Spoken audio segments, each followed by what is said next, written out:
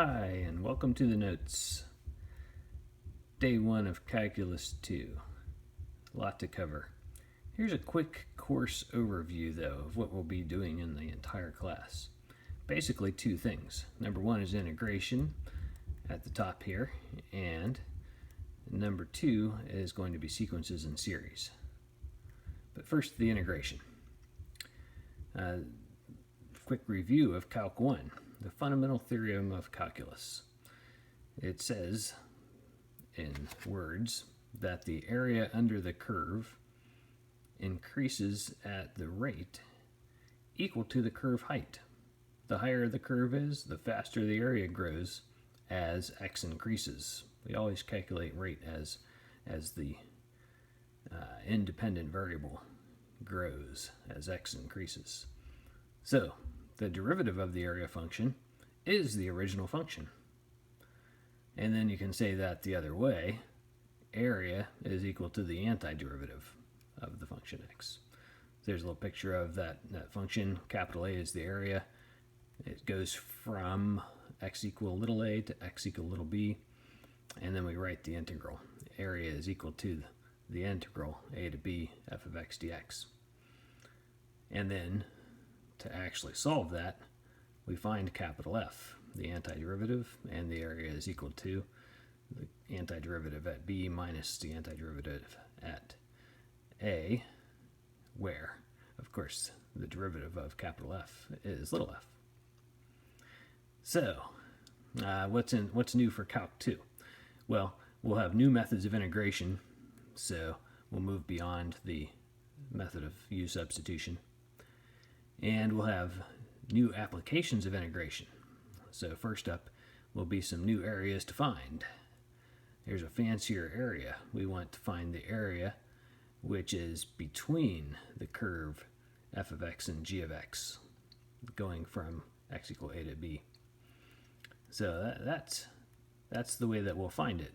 The way that we'll find it is first that we'll be able to just find the total area under f and the total area under g and subtract them. But then that leads to some nice little shortcuts that we'll see as soon as we get into the first real notes in chapter 6. Then we'll take areas and we'll spin them around the axes and around other straight lines to make volume. And we'll find little volumes like that sort of football shaped volume I show there. The next thing that we're going to cover is sequences and series. So here's an application motivation for these. What they're used for is to get arbitrarily accurate answers to applied questions. In other words, they're used to approximate things that are too hard to solve exactly. We did learn linear approximation, linearization in Calc 1. Sequences and series are just going to be a way of getting even better and better approximations. So my picture of the airplane there is about a classical problem of fluid flow, or airflow in this case. You can look up the Navier-Stokes equations, and there's a set of equations that if you can solve them or even prove that a solution exists, you can win $1 million. One of the places that you see fluid flow is around the wing of the aircraft, and it's what provides lift.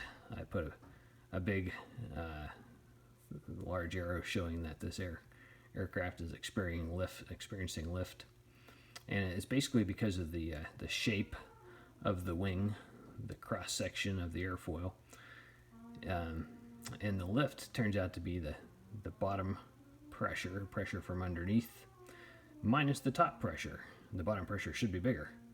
But then it gets complicated because there's little swirls or turbulence of air coming off the end of the wing. So you have to add in some corrections, and then you have to subtract some corrections. Correction 1 minus correction 2, and that goes on as long as you want to get more and more accurate. That's the basic idea of a series in mathematics, is a bunch of things added or subtracted on forever. Hopefully, of course, it all adds up to a nice steady lift, nice steady pressure. And then you could also take that airfoil and look at its cross section to find its area once again from the previous topic that we were going to cover. So that's the intro, and next we'll start looking at some actual problems about these.